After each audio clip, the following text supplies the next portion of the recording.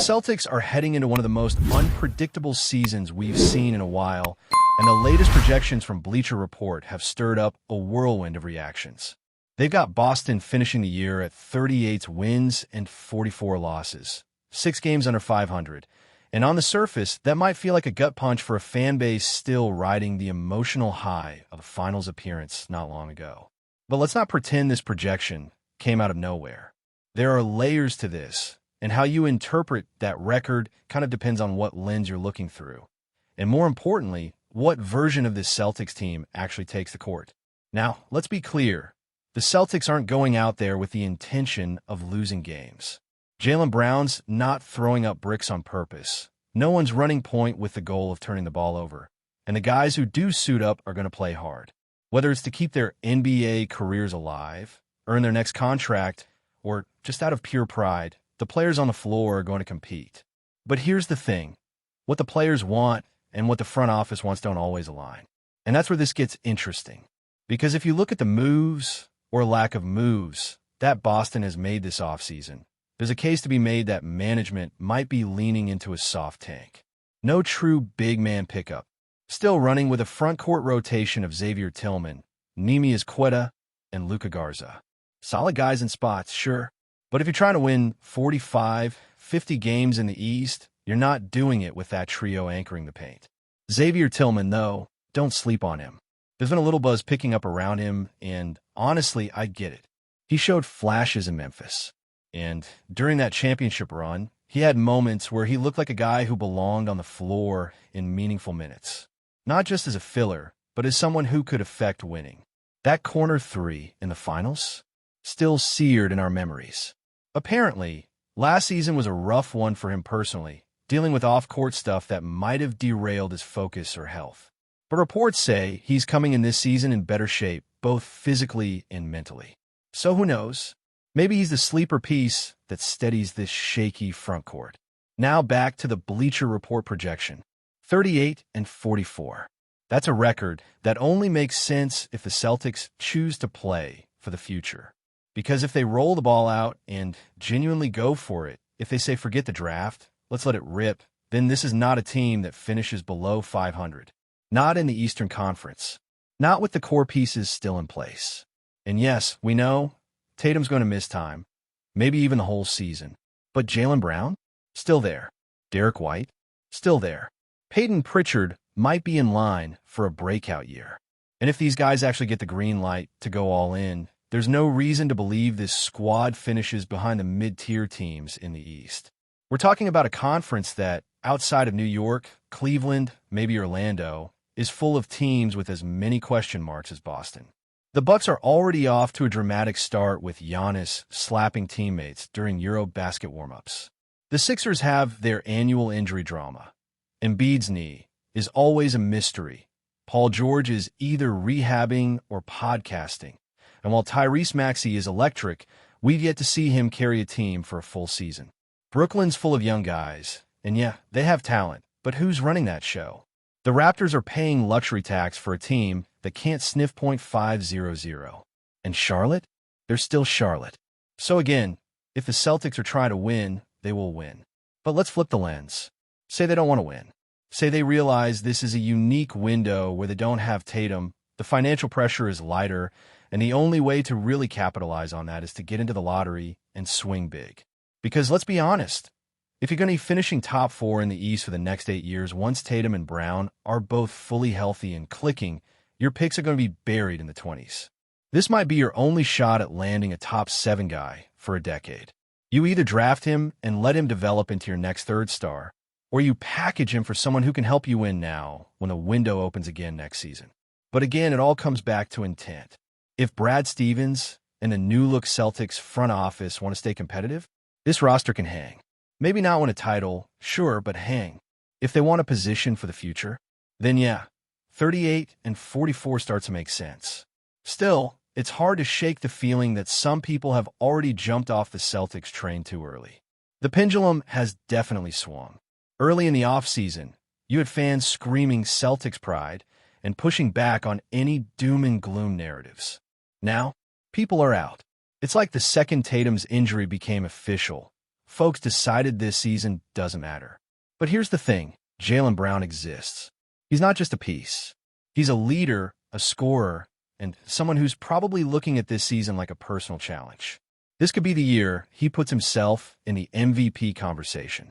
With the ball in his hands more, with the offensive load on his back, this is JB's moment. If he stays healthy and the Celtics are anywhere near .500 by the break, you better believe the narrative shifts. He's a conference finals MVP. He's an All-NBA guy.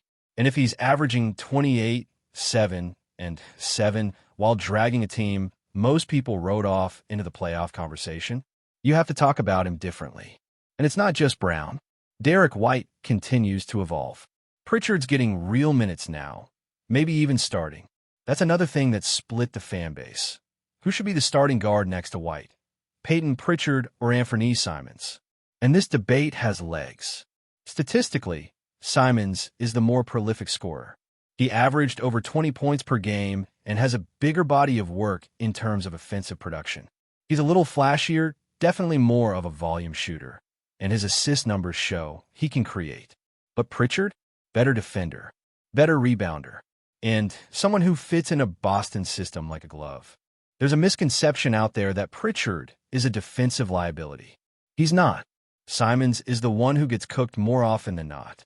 And while he might have more offensive upside, Pritchard plays with more control, more consistency, and honestly, more grit. Plus, it's not like we're deciding who's going to play 35 minutes and who's riding the bench. Both of these guys are going to get solid run. Whether one starts or not, they're both going to be hovering around that 30-minute mark. So really, this is more about fit and feel than it is about who's better. And there's something to be said for continuity, for chemistry. Pritchard has been in Boston. He knows what Joe Mazzulla wants. He knows where to be. Simons is still learning all that. So if it's a coin flip, maybe familiarity wins out. Still, that doesn't mean fans aren't excited about Simons. And hey, if your exposure to him came through fantasy basketball or betting, there's nothing wrong with that. A lot of people found out how talented he is when the Trail Blazers were desperate for offense and just handed him the keys. He can fill it up. And in a system like Boston's, where there's a ton of three-point shooting, his game fits. But what if this offense changes? What if the Celtics don't have the spacing they're used to because of the lack of a true stretch five? What if the game plan shifts to more pick and roll, more drive and kick, and less five-out ISO ball? These are the questions that make the Simons versus Pritchard debate more interesting than just stat lines. And again, that brings us back to intent. Because if this season is about development, about finding out who can be part of the next title run when Tatum is back, then minutes matter more than matchups. You play the guys who need to grow. You experiment. You tinker. But if it's about winning, then everything changes. And we haven't even touched on Eurobasket yet. Because while Celtics fans are trying to make sense of the upcoming season, there's real basketball being played overseas, and a handful of former Celtics are cooking. Kristaps Porzingis dropped 20 points, grabbed 6 boards, dished out a couple assists, and had a block in just 22 minutes in a win over Slovenia. That's a big deal. After the bizarre end to his season in Boston, where nobody really had answers about what was wrong with him, seeing him healthy and effective is huge. There's still hope in some circles that he could be back in Boston next year if the money lines up and the Celtics get their cap situation sorted. Porzingis returning for one more run with Al Horford? That would be a fan dream. But realistically, it's probably a long shot, especially if the Celtics aren't in contention. Horford's not coming back to play 44-loss basketball. Still, just knowing that KP is moving well, playing meaningful basketball, and looking sharp, that's good news no matter where your loyalties lie. And then there's Jaylen Brown again. Played in a game in China. Might not mean he's fully cleared, but after that offseason surgery, believed to be a knee scope, it's a positive sign. He's been working out with lethal shooter, posting training videos, getting back into rhythm. All signs point to him being ready for camp. And that's huge. Because again, this is his season. Boston's not playing on Christmas. Not playing on opening night. The national spotlight isn't there. Expectations are low. The schedule is soft. If there was ever a time for Jaylen Brown to flip the narrative and remind people why he's one of the league's best, it's right now. And if he does that, if he comes out of the gate on fire, with the Celtics hovering around a winning record by midseason, you better believe those 38 and 44 projections are going to age terribly. Because in the NBA, stars matter more than anything. And if JB plays like a star, Boston's not going quietly. And while the Jaylen Brown storyline might be the headline for the Celtics this year, there's another element brewing that could define the entire direction of the franchise, and it's wrapped up in two words: front office. The moves, or again, the lack of big moves, made by Brad Stevens and the new Celtics leadership tell a story that's not being talked about enough.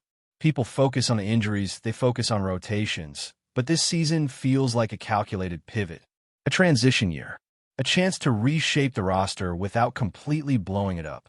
And what better way to do that than a year where expectations are low, pressure is off, and Tatum is out of the picture?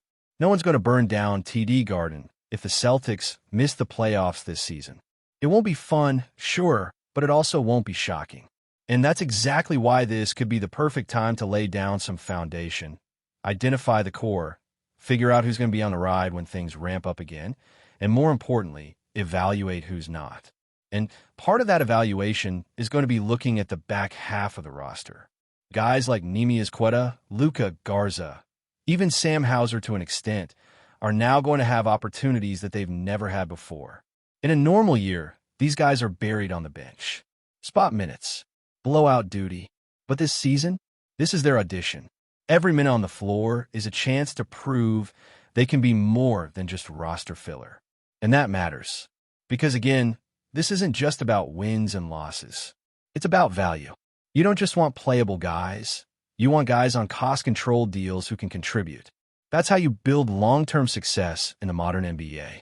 You draft smart, you develop well, and then you use those players to either contribute directly or become trade assets. Either way, they have to be on the court. And this season, they will be. Take someone like Garza. He's always been one of those tweener bigs, not quite athletic enough to dominate defensively, but skilled enough offensively to give you something if used correctly. In a system that's light on big men and looking for offensive punch, he might finally find a role. Same goes for Queta, who, by the way, is still recovering from injury, but was showing some flashes last season that made you think he could be a rotational guy. And with so many bigs around the league constantly in and out of lineups, durability and consistency become assets all on their own. And again, this is all about opportunity. Think about how different the conversation could be by mid-season. Right now, most national media types are chalking up the Celtics as a non-factor. A team that might be fun here and there, maybe steal a couple wins they shouldn't, but ultimately won't be a real threat. But that completely ignores how unpredictable player development can be. It's easy to forecast based on last year's stats. It's easy to say this team lost Tatum, they won't matter. But what if Pritchard jumps? What if White makes another leap? What if JB turns into a 30-point-per-game guy and the Celtics are sitting at 24 and 18 come January? Suddenly, all that doom and gloom looks ridiculous. But before we continue, please remember to subscribe to the channel and give the video a like. Your support helps us keep bringing you the latest news about the Boston Celtics. Feel free to share your thoughts on the news in the comments as well. Al Horford's return to the Boston Celtics has quickly become one of the most compelling stories in the NBA, blending experience, leadership, and the kind of veteran poise that every championship contender dreams of having in its roster. Known affectionately as Big Al, the Dominican star has long been admired for his consistency, intelligence on the court, and selfless approach to the game. After contributing decisively to the Celtics championship run in 2024, Horford reinforced his reputation as more than just a capable big man. He became a symbol of resilience and discipline within a team often filled with young talent seeking guidance. His steady presence in the paint, coupled with his ability to stretch the floor with timely three-pointers, made him invaluable during Boston's title journey. As he returns, fans and analysts alike are debating whether this could mark the start of another chapter of dominance in the Eastern Conference. While his age naturally raises questions about longevity and physical durability, few players bring the same balance of skill, maturity, and leadership to a locker room as Horford does. In fact, many insiders argue that his intangibles might outweigh his statistics, given how much he stabilizes teammates in crucial playoff moments. What makes Horford's story even more intriguing is the swirling uncertainty surrounding his immediate future. Though reports in Boston highlight a sense of confidence that Horford is ready to put on the Celtics jersey again, whispers from the West Coast suggest otherwise. According to sources close to the league, the Golden State Warriors are heavily pursuing the veteran center, believing he could be the perfect complement to their offensive system and defensive schemes. The Warriors, who are navigating roster adjustments and salary cap considerations, are awaiting the resolution of Jonathan Kuminga's situation before making an official move. This has led many journalists across the United States to speculate that Horford might be closer to California than Massachusetts, despite his storied history with Boston. For the Warriors, acquiring Horford would mean adding a battle-tested leader who knows how to thrive under playoff pressure. For Horford, the chance to compete alongside Stephen Curry, Draymond Green, and Klay Thompson could represent one last great opportunity to cement his legacy with another championship. The uncertainty has left fans torn, unsure whether to prepare for a farewell or to celebrate his continuity in green and white. Regardless of where Horford ultimately signs, the impact of his career has already shaped the modern NBA. From his early days as a versatile big man who could defend multiple positions to his current role as a cerebral leader and mentor, Horford has consistently defied expectations. The evolution of his game mirrors the evolution of basketball itself. From a league dominated by post-centric centers to one where big men are expected to stretch the floor, make sharp passes, and read the game like point guards. Horford's adaptability is what has kept him relevant and respected at age 38, long after many of his contemporaries retired. Younger players often cite him as an example of professionalism, pointing to his preparation, conditioning, and calm demeanor under pressure. Beyond the court, his influence extends into communities, where he has been active in charitable causes both in the United States and the Dominican Republic. His legacy, therefore, is not confined to statistics or rings. It encompasses mentorship, cultural representation, and the embodiment of values that transcend basketball. Teams covet players like him not just for what they deliver in games, but for the culture they help build every day in practice and locker rooms. Still, the decision looming over Horford's future is a pivotal one for both franchises involved. For the Celtics, retaining Horford would mean preserving a core piece of their recent championship success while ensuring that their younger stars continue to benefit from his example. Players like Jason Tatum and Jaylen Brown have repeatedly praised his influence, noting that Horford's calm presence often helps them navigate the intensity of playoff basketball. Losing him to the Warriors, however, could present a significant emotional and tactical blow, especially considering Boston's reliance on his ability to anchor defensive rotations. On the flip side, the Warriors view Horford as a missing puzzle piece that could reignite their pursuit of another title run before their championship window closes. His versatility would allow Golden State to maintain spacing and ball movement while adding size and interior toughness. For both organizations, the stakes are high, not just in terms of wins and losses, but in shaping the identity and competitive trajectory of their rosters for the next 2 seasons. This delicate balance of loyalty, ambition, and practicality is what makes Horford's decision so impactful in the current NBA landscape. In the end, Al Horford's journey is a testament to longevity, adaptability, and the timeless value of leadership in professional sports. Whether he chooses to stay loyal to the Celtics, where he's already carved his name into franchise history, or to embark on a new challenge with the Warriors, one thing remains certain. His presence will elevate whichever team secures his signature. Fans across the league understand that Horford represents a bridge between eras, a player who began his career in a different basketball world but adjusted seamlessly to the modern game. As speculation continues to swirl, the debate is less about whether Horford can still contribute at a high level. He has already proven that, and more about which jersey he will wear while doing so. His eventual decision will resonate far beyond Boston or San Francisco. serving as a reminder that in the NBA, leadership and experience can be just as coveted as youth and raw athleticism. Whichever path he chooses, the narrative of Big Al will remain one of consistency, humility, and excellence, ensuring his place in the collective memory of basketball fans worldwide. That's it for this update. If you enjoyed the video and want to keep receiving exclusive news about the Boston Celtics, please subscribe to our channel and give the video a like. We always appreciate your comments and opinions. See you in the next video.